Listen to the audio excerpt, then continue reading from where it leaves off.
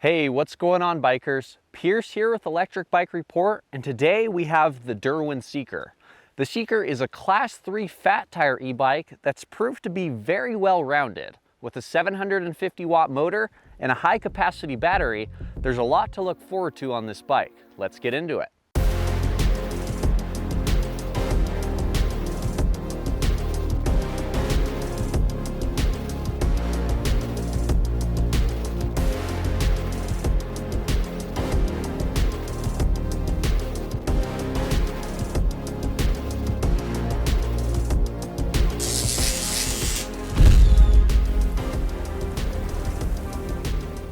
So the Seeker is going to be a great fat tire e-bike for those who don't want to be confined to one type of terrain or environment. If you want to go explore some forest roads or around downtown, this bike is going to have the power, comfort, and capability to do so with ease. I'm a big fan of the way they've set this bike up because I can go wherever I want without the worry that I'm taking this bike out of its realm. So the Dirwin Seeker comes with a 750 watt rear hub motor that's capable of producing up to 80 Newton meters of torque. In simpler terms, this thing packs a punch, especially when you need it to. On steep hill climbs and looser terrain, you really see what this rear hub motor is capable of because it's able to keep the bike prowling over the terrain that you're on. We wanted to put this to the test, so we found one of the steepest hills in town and we climbed it on throttle only and in maximum pedal assist. Between these two results, we got a good idea of how this motor performs on its own and with rider assistance. So we are about to conduct the throttle only hill climb test on the Dirwin Seeker. This motor has 750 watts and can produce up to 80 Newton meters of torque. So let's see how that really torquey motor can do without any rider assist. Here we go.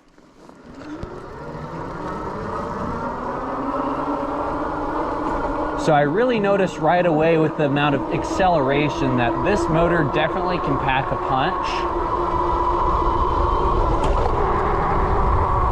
They redid the bottom of our test hill here. It's nice and smooth now. So we're going 14 miles per hour and we're about to reach the steepest part of our hill. The motor doesn't really sound any different than it does on flat ground. Wow. Going a lot faster than I'm used to on this part of the hill for throttle only. We haven't dropped below 10, which is a good sign. Usually I see bikes get around 5 to 8 miles per hour there, but we're really seeing the motor's torque come into play. Picking up some speed again here. And then, even though this part doesn't look as steep, it really puts these bikes to the test after they've made it past that other part here. And we are still above 10 on this part too. Heck yeah. What I'm really noticing is when this bike does get on a flat ground, it takes advantage of it by accelerating as much as it can before the next steep grade. I think that's one of the reasons it's climbing the hill so well. This is one of the more impressive throttle only hill climb tests that I've done on this hill. I'm excited to see how it does on pedal assist level 5. We just finished up the throttle only hill climb test, and now we're going to see how fast this Dirwin Seeker can get up the test hill with maximum pedal assist level 5 here, pedaling the whole time. I'm pretty excited. I feel like this could put down one of the faster times we've seen in our test hill so far. So, all right, 3, 2, 1, go.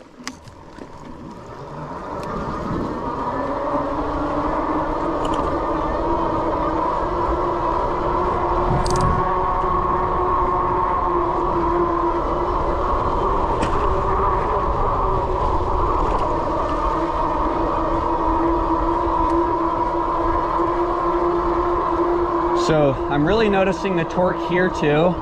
I'm not having to pedal super hard for this bike to maintain high speeds up this hill. It just feels like it handles it well. There's not the same amount of motor whirring that I'm used to on this steep hill. The slowest speed I've seen myself get to is 15 miles per hour as well.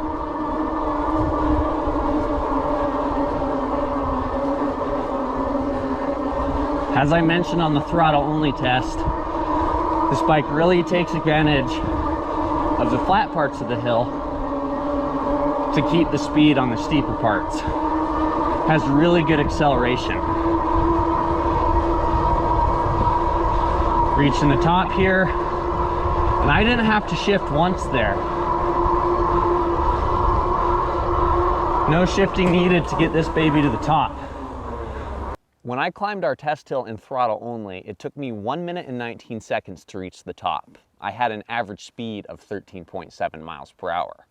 When I was in maximum pedal assist level 5, it only took me 1 minute and 4 seconds to reach the top, with an impressive average speed of 16.9 miles per hour.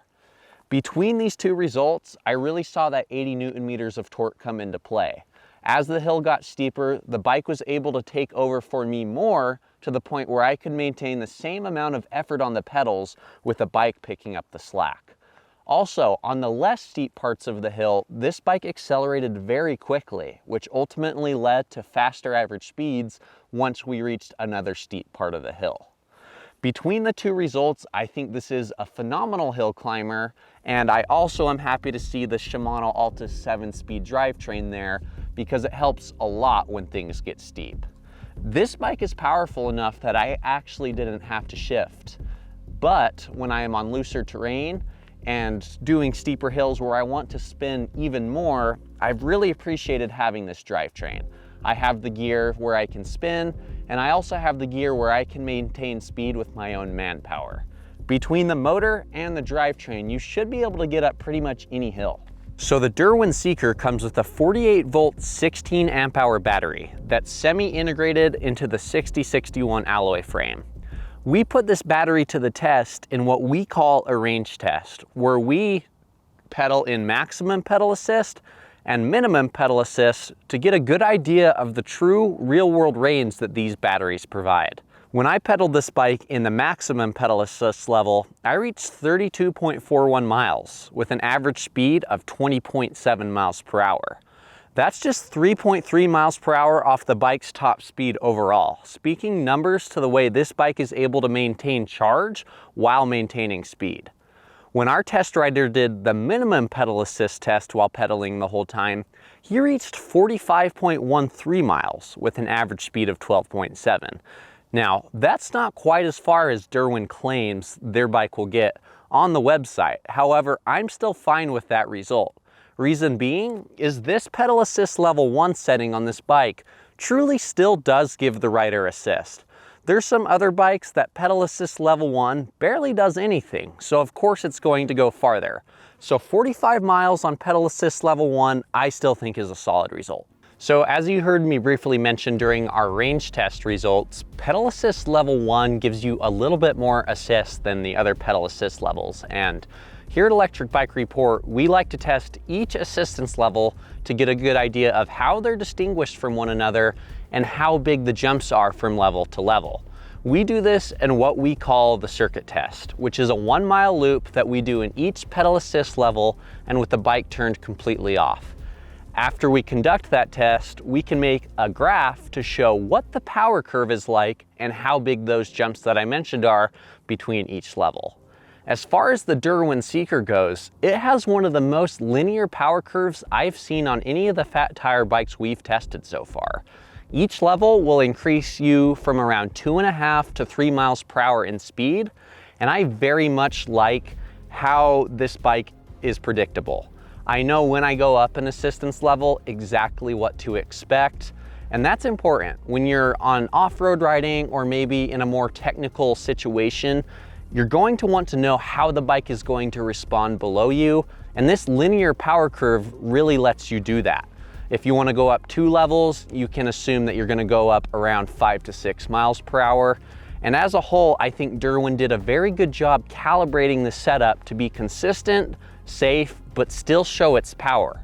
In our highest pedal assist level, we averaged 21 miles per hour around the circuit, just 3 miles per hour off the top speed as a whole. So when it comes to the cockpit on your Dirwin Seeker here, there's a few really cool things, but I'll go over the basic things first. You have ergonomic faux leather grips on each side. The shape is really nice and they're easy to move with your hands. You also have the controller for the display that I'll get into last. You have a bell. On this side, you have your 7-speed Shimano thumb shifter and your grip twist throttle with a little bit of a gap here just so you don't accidentally engage the throttle when getting on or off the bike. And that's all connected to a high-rise handlebar, which keeps the rider a little bit more upright. So I saved the display for last on this bike because I think this display is great. It's very intuitive, the colorway is very deep, and the way it interacts with you when you're riding is cool. When you get above 8 miles per hour, all it shows you is your speed setting, because you shouldn't be looking down if you're going any faster than that. When you're above 8 miles per hour, you just see the speed, and then once you start to slow down, you'll see all of your other information show up again, like your trip miles, your total miles, everything like that. So as a whole, this cockpit is pretty similar to a lot of other fat tire e-bike ones that we've tested. The real selling point of the Dirwin here is the display. From having a percentage-based battery readout up top to having a lot of different pedal assist information down here. You'll see each pedal assist level has a name for it. It's just a very interactive display that makes things very simple. It's also very easy to program things on this display.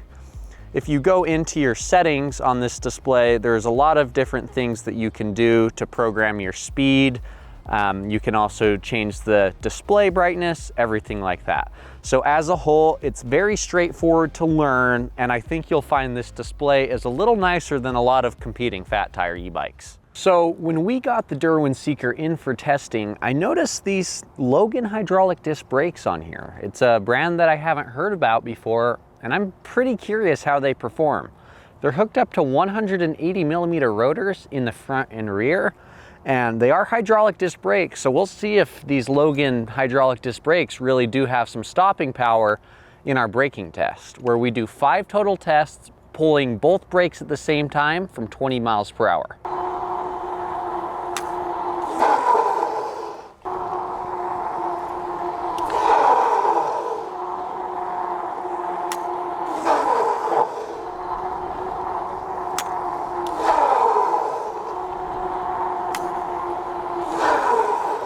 So I just finished up the brake test. That was 5 total tests, all from around 20 miles per hour, pulling both of the brakes at the same time.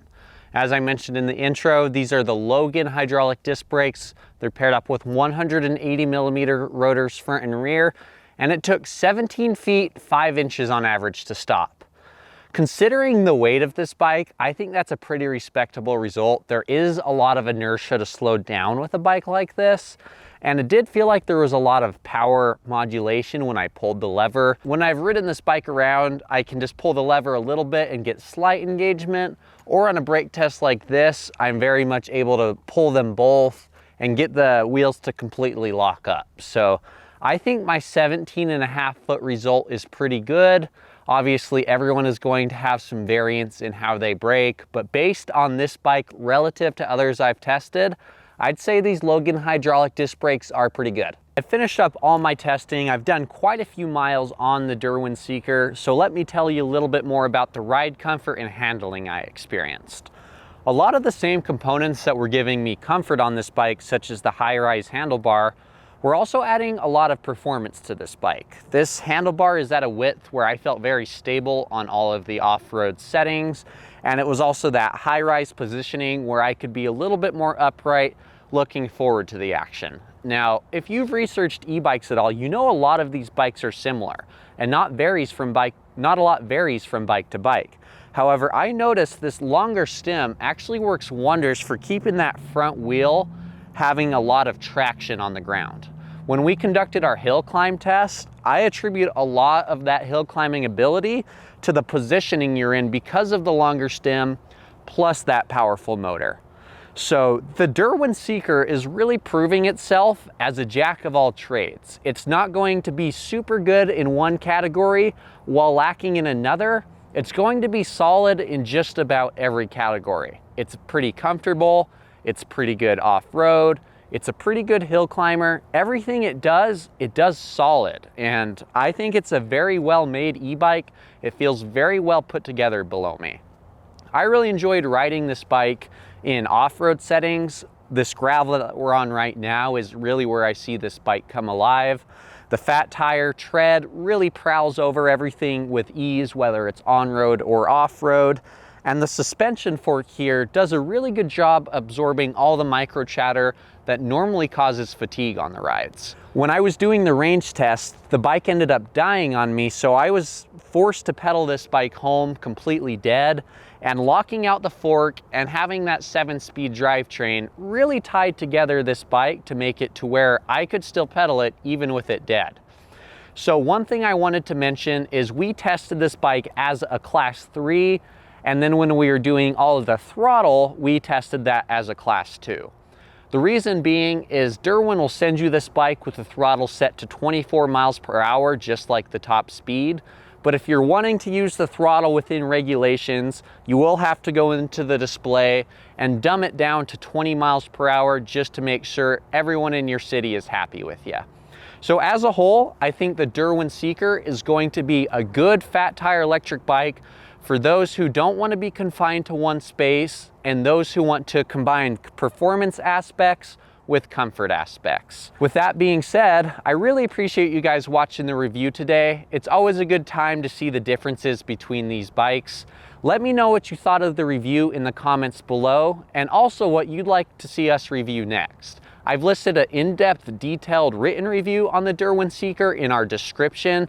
Check that out if there was any unanswered questions or you need any more additional info on this bike. Right next to that, you'll see a like button and a subscribe button. If you hit both of those, you're helping our team out a lot so we can continue to make reviews for you. So this is the Dirwin Seeker. My name is Pierce with Electric Bike Report, and I'll see you guys next time.